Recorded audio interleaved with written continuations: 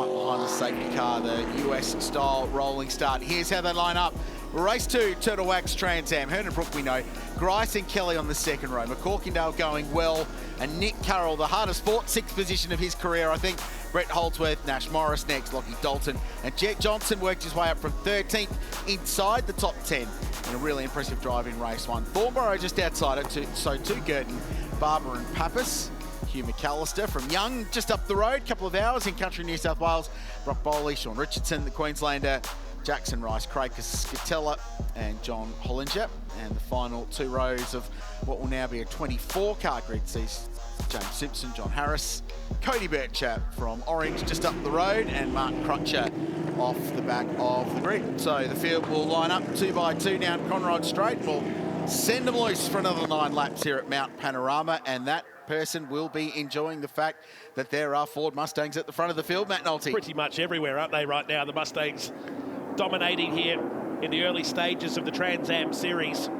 And the punters, what a weekend. It's weather like this that makes us a little bit jealous, so we're not out there doing the same right now. It begs the question, and I think we need to take this up with our friends at Stan Sport, why that is in our commentary box. It could be a great commentary box. I feel like it would enhance our performance over the course of the weekend. Great viewing points, as always, of course, over around this 6.2K circuit. I just heard it was a flat-out no. Yeah, I think we've been denied. Yeah. This place does look a treat. Great to see so many people in the house as well. I understand crowd figures are up on last year, which is great as we come out of COVID-19 and we get back to events and enjoying ourselves. And this place is such a good spectator racetrack. Lots of people at the top of the hill. Local soccer clubs up there, Knowles cooking up a storm. Yeah, really cool vibe around this precinct. You've done this event a few times now. This is my second one. I can see the differences already since last year. This gets bigger and bigger. It's just such a relaxed, laid-back vibe. Where else would you rather be for a 4-day weekend over Easter? A bit of bump and grind on the up lap. Yeah, that's not relaxed at all. There's nothing relaxed about a Turtle Wax Trans Am pack down the hill into Murray's. So take 2 for Hearn v Brook. This time they're on different sides of the road. So is it a carbon copy of what we saw? Does Tim Brooks send it hard around the outside, or will Nathan Hearn hold on in the Valvoline car? We're going to find out. 9 laps, Turtle Wax Trans Am on the mountain on a simply stunning Easter Saturday at Bathurst. And there's big contact in the background. Sean Richardson caught in. Lots of damage to the front of another car. The field still funnels down towards turn 1, but there's a heap of damage in the midfield. It was Brock Bowley who got speared as well. Another car's lost the bonnet or hood, if you will. Pulled the bumper away as well, but they've managed to keep the race going, which is good to see. And Nathan Hearn, there's more dust flying at the background here as they work their way up Mountain Straight and towards Griffins for the first time. It's Hearn ahead of Brook. Behind him is Grice. Behind him is McCorkindale. And Brett Holdsworth not mucking about, reigniting the battle between he and Nash Morris. Yeah, no shock at all that those two are side by side. They spent most of the last race dicing for 6th and 7th position. Girton on the outside at the kink. It's really narrow there. It's blind, and when you get offline, that's what happens. You get gobbled up. That was Elliot Barber just slicing his way up the order. So another couple of spots for Barber. Pioneer DJ car. That's the Queenslander Sean Richardson in his Dodge Challenger, just backing his car out of the way. Might do a Paul Rudisich and go and feed the horses there on Mountain Straight. That's not what he needs right now. They're trying to raise the budget to continue the rest of the year. He was, Jet Johnson's come to a stop on the climb through the shelf. So the Napa Auto Parts Motorsport Academy entry has come to a stop, and that might bring out the safety car. It's in a really tricky spot. You talk about blinds and corners up there. The sun's now playing an issue as well. When we jumped in car, climbing to the top of the hill, we couldn't even see the second car on the left-hand side. It'll be really interesting with the second Super Chip Auto TCR race. I've got a sneaking suspicion the place where Jet Johnson is parked is where, on a fairly synonymous day in Bathurst history, his granddad hit a rock. It looks pretty close in the climb up the hill on the shelf, the run up to Reed Park. Is it Greg Rusty talked about a rock on the formation lap on the grid there? It might have been. You've confirmed it, though. Yeah. Safety car has been called, and it'll slow the field up. So Brock Bowley limping back. He was caught up in that incident. Expect damage to the rear of his car. He was centre punched by Sean Richardson's car, and now it's almost like the cars get stage fright. The cars come back to life, so maybe an electrical drama with the Napa Auto Parts car. Field acknowledges the yellow. Just Nick Carroll letting John McCorkindale through, so I wonder if Nick had passed John as or just after the yellow flag came out, and he's just done the right thing by redressing that position. So we're behind the Hyundai safety car. Nathan Hearn, the leader. Geez, good on cold tyres. For a young bloke, he's got a lot of experience in these cars and knows how to get the most out of the Hoosier tyre when they're cold and coming up to temperature, and a lot of damage to the front. The 37 car of Rice. I think that's a, yeah, it is. It's a Dodge Challenger. Hard to tell for a moment there with all the damage on the front. They're a fiberglass body that sits on a common space frame chassis in these cars. So watch mid-pack here. The cars are in their rows of two. So Richardson, they've just climbed over each other. In fact, Rice was in the middle between Bowley and Richardson and climbed up over the top of the Road Rage Industries entry. This is the view from Ben Grice. So look in the middle here, you'll see a car climb up. That's already happened by this point, and was that trying to move? That was Nash Morris trying to move through, but nowhere to go. It was Owen Kelly that sent the dust cloud up in the Fujitsu entry, put him back into 8th position now. That explains the cloud of dust on the opening lap. I was wondering what happened to Owen and how McCorkey got himself to 4th. So this again, so it was Richardson just calming across a little bit, and race control will have a look at that, because you do need to be side by side on the rolling lap as you roll down towards the green flag. Regardless, we're under safety car at Mount Panorama for Turtle Wax Trans Am. We're still debriefing, unpicking what happened in Super Cheap Auto TCR Australia, their first race of the 3rd round of their championship, and Chris Stubbs has got one of the big storylines. Tough race, Stubbsy, for Jordan Cox. Very tough race, very tough day for Jordan Cox, but he's still got a sense of humour, because Jackson Rice's Trans Am car just went past and he said, and I thought I had problems. So he's still got a sense of humour, which is good to see, mate. Talk us through what happened with the car. We heard from the team it was overheating. What's the latest? Yeah, essentially through a drive belt going up the hill. So once it throws the belt, water pump's not working, then it cooked itself really quick. So a bit nervous now. So we don't know if it's actually cooked the engine and caused, terminal damage. The boys are about to run it up. We're going to see where we're at and just go from there, mate. In terms of the time frame to turn it around, if you do have to swap an engine, is that going to be all right for the second race today? Absolutely no chance of this afternoon, unfortunately. So, but look, I started the engine when I got back to the pits, so it's running, so we can at least get out there and do the lap. So, well, we just need to finish and score points. So we got, if we need to change an engine, we've got a long night. We've got a, very skilled GRM crew to fix it up. So, yeah, we got options. We've seen you've been one of the few guys this year who hasn't had a DNF. They hurt in terms of the championship, don't they? It's your turn today. Yeah, those 0 points just kill you. We came in with a fresh mindset this weekend. Points. Didn't, want to go hell for leather for the win, although, that's all I want to do sometimes. But, look, it's a real dent. But, hey, it's round 3. It's a 7-round championship. Look, the Swiftex GRM Peugeot, I think, is going to bounce back strong. You turned it off, you saved it. Hopefully we'll see you back this afternoon. Fingers crossed. Thanks, guys. Jordan Cox down in the pits there. He raced that point we talked about during that 0 points. He had 2 DNFs last year, which were very costly in his series. So it's a question mark whether that car will be out for race number 2, which is just over an hour and 10 from starting here, but definitely could be back out for tomorrow. A very swift safety car period as Nash Morris locks the brakes as the field's starting to get back into single file. So everybody back on the track, bar Jackson Rice, who's back in the pits. His Dream Racing Australia entry, car 37. Getting repaired, and hopefully we'll get him back out to join the tail of the field with Hearn, Brooke, Grice, McCorkindale, and Nick Carroll, your top 5. Promising stuff from Carroll to get himself into the 5 after a really challenging start to his championship regular top 5 contender. So safety car peels off. It's up to Nathan Hearn now to pick the point where he goes. Do you go before Murray's corner and carry some more speed, or do you wait until you've got the car straight on the exit? I think it could be the latter. There he goes. 530 horsepower in each of these Trans Am races put to the ground. Away we go. Great start. Perfect for Nathan Hearn. He's already got a car length and a bit over Tim Brook. And that is about as perfect a restart as you need in one of these cars. Grice has gone with him as well now to McCorkindale, throwing the invisible latch out there to try and stay with the cars ahead. What an impressive start to his Trans Am career after stints in Super 2 and Super 3 over the last couple of years.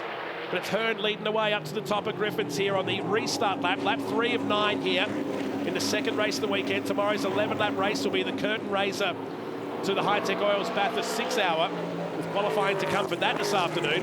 just a small field of 65-odd cars coming out here. Looking forward to that this afternoon too, to set the grid for one of the biggest 6 hours in history. I just had word from Matt McKeldin, a friend of ours and a racer in Turtle Wax Trans Am. He tells me that Jet Johnson lost first gear in that car, so that's why it pulled to a stop. So he's got the thing in second, and we'll continue on. This is Ben Grice running the car very wide at the middle, great, and it felt like he was close to the wall, and then the run over McPhillamy as well, kicking up dust. It's an awesome sight as the field drops down. The vision from our drone is just awesome today. Place looks a treat, field looks good. They're sorting themselves out on cold tyres. Hearn, Brook, Grice, the top three. Nathan Hearn's gone up the road on cold tyres as he does. This is Holdsworth, rear end wagging around on the breeze. Holiday Park's entry. He's got Morris behind him and a recovering Owen Kelly. So in the top four in the opening race, but got hip and shouldered out wide at the start at turn one at Hill Corner. It's called that for a reason, and it cost him 4 spots. It's been a great measuring stick now for Flash as well in the 67 Super Cheap Auto car to have someone with the experience of Owen Kelly just behind as he makes the move on Brett Holdsworth. Did he get it done? Yes, Brett gives him the space, but Owen Kelly is still looming large in the mirrors. In the Fujitsu number 73, under the High-Tech Oils bridge and down to the final turn we go. At the end of lap number 3, it's a spicy meatball, this one. Oh, and he's got it wrong there, Nash. He got the rears locked. It's going to open him up to attack, so this is the opportunity that Owen Kelly needs. He'll get it down the inside, so watch Holdsworth go with him here. Oh, there's contact. He gets into the back of Kelly. And Owen, great job to hold on to that. You could see the gloves and the wheel work there. All racing car drivers should wear white gloves so you can see how hard they're working. Great catch. Really good save. Owen Kelly holds on to it. Holdsworth, aggressive and opportunistic, gets the position done. How could you not love this category? Seriously, now Johnson off for the second time, and that's on the way into the chase. So that beautiful livery that was unveiled during the week on the Gold Coast, I think that's going to be the end of the race for him now. He was down in 19th position. Almost looked like it was tracking poorly as well. Yeah. There might be some damage there. So remember, we heard gearbox issues, lost first gear. This feisty little battle pack as they go to the top of the mountain. Oh. And Kelly, clear to get out of the danger zone, I think. He's got the afterburners engaged and driving away out in front. We're looking forward to qualifying for the High-Tech Oils Bathurst 6 Hour. It's a 2-part session. It's coming up next here on Stan Sport, and with more on that, we can go down to Greg Rust. Krause, as you know, this is the Mercedes-AMG C63 of Levitt Motorsports. I wanted to have a word with Jason Symes. The camaraderie in our game is unbelievable. It's been a race for this crew just to make qualifying of epic proportions. You have got it done. An engine from Queensland overnight or something? What was the story? Yeah, that's right. The spare engine was up in Brisbane. Fortunately, the guys from Jones Motorsport went to the workshop, picked it up about 9 p.m. last night. The boys pulled the engine out last evening, about an hour and a half, dripping job. The engine arrived about 9 a.m. this morning. We knew we had to hit 4 p.m. for qualifying, and they've done it. Started the car about 45 minutes ago, and we're ready to go. You've got to climb in. We'll let you go. Congratulations to you and everyone. We've had constituents down here, the Barkwanas, Berwick, Linton, lots of great support. Well done to everybody. Thank you very much. Thanks, guys. It's a very busy pit lane right now as the cars are gearing up for the first part of qualifying for the High-Tech Oils Bathurst 6 Hour. That follows this race. And a lot to play out still, let alone in the next 5 laps. I love that. Production car racing, it's old school Bathurst. And for a team to drive down from Brisbane, 12 hours on the road to bring an engine down to a fellow competitor to make sure they can start the Bathurst 6 Hour, that's just fantastic sportsmanship. I really love it. And there's stories like that all the way up and down the field. Grice defending. McCorkindale attacking in the dial before you dig car. This car's painted, it's not wrapped. They were unhappy after round 1 with the colour pink that they selected. It turned out more red, so they repainted the car before they went to Phillip Island for round 2. They're very, very keen on their presentation. The McCorkindales, little family-run race team. John's just had a new bub, so life is going well for the driver of car 69. And this weekend, finally, we're seeing the kind of speed and performance that we expect to see from this guy from country New South Wales. He's been fast in everything he's driven. Porsche GT3 Cup cars, V8 touring cars, and now Trans Am. And that is the sorry sight, the Napa Auto Parts car of Jet Johnson parked on the side of the road. So we heard the story, just a little bit of a follow-up on that. They use first gear twice in the lap. So they use first at the cutting and first at the elbow. So that puts a lot of stress on the gearbox, those slow speed parts. And ironic that at the Ford Ranger elbow, you're in first gear, and that might have been what caused some issues for young Jet Johnson. But he'll live to fight another day, Matt. And as we've seen in the opening 2 rounds, he's got pretty good at passing cars in this category. So I've got no doubt they'll get that fixed for tomorrow, and he'll start from the back and race his way to the front. Not intimidated in the slightest. He's got the great Paul Forgy in his corner as well, who helped Marcus Ambrose to 2 supercar championships in the day. These days working with Brad Jones' team as Grice bowls are wide. Grice bowls are wide down here at the chase, and that'll allow McCorkindale an easy move up into 3rd position. Just as he got more problems, yeah, there's more than that, and he's trying now to get across to pit lane, but there's no room. Would have almost been better just pulling off to the side. He might end up sending it down towards William Street. No, he'll continue on, but he's trying to select a gear. Yeah, and it looked like it was doing it pretty easy, yeah, but not going anywhere. Broken a shifter, perhaps. It's got drive, but it's in a pretty, yeah, there's no gears there. So I reckon the gear shifter's broken, and it's stuck in a gear. He's hustling it through. I think that thing's stuck in 4th. So he's going to limp around with still 4 laps to go. Meantime, Cody Bircher, the big mover in this race, up into 11th position. He's made up 12 spots. For Nick Carroll, though, he's dropped down to 20th after a strong showing earlier today as the dust and debris clear out of the All-American driveline and auto parts entry. So going into the DBA chase, he's gone to down change. Here we go, let's have a listen. There it is, jammed.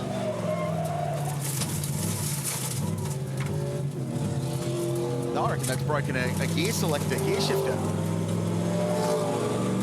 There's a lot of movement on that stick, but there's not a lot of gear selection going on, and it's stuck in 4th.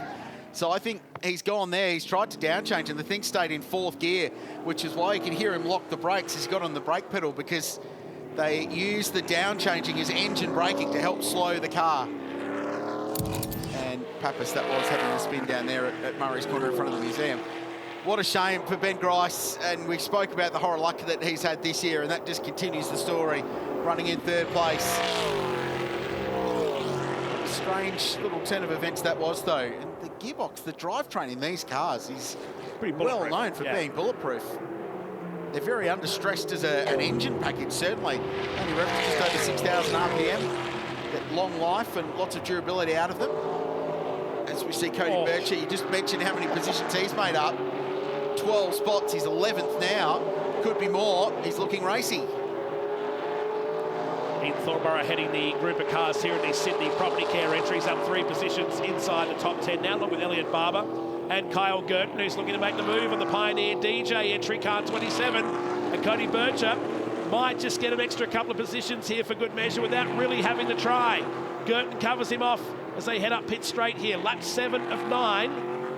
We just saw a quick glimpse then of Nathan Hearn and Tim Brook. It was starting to get a bit hotter at the front. The gap is 1.1 seconds. And Owen Kelly's just passed John McCorkindale for 3rd, so he's got back to that podium position where he feels he should be. And Brett Holdsworth locked in there, so there's a good fight. So 3rd, 4th, 5th, a good battle, and then this fight a little bit further back with Kyle Girton having a battle with Cody Bircher.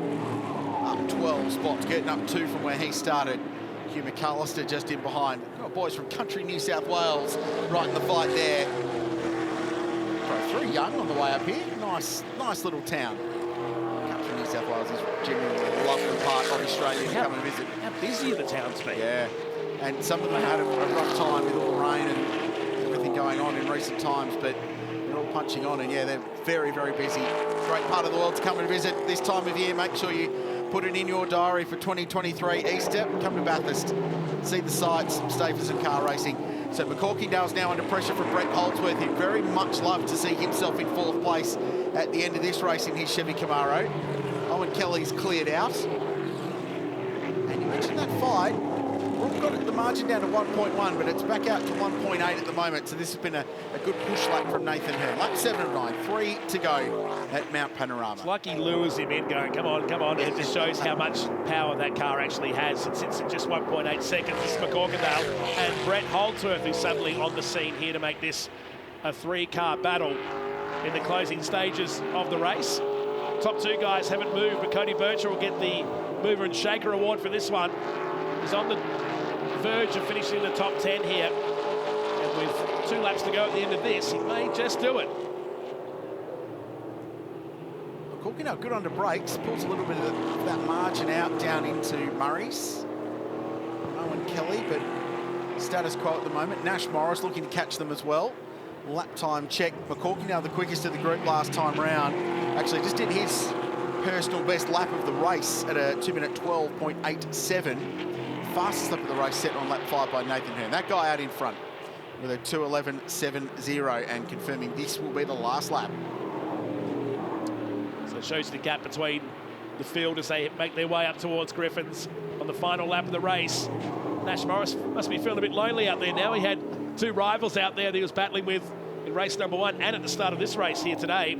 Elliot Barber with Kyle Gurton just behind him. Cody Bircher, who set in 11th position ahead of McAllister, Scatella. Mark Crutcher, great result for him in this race.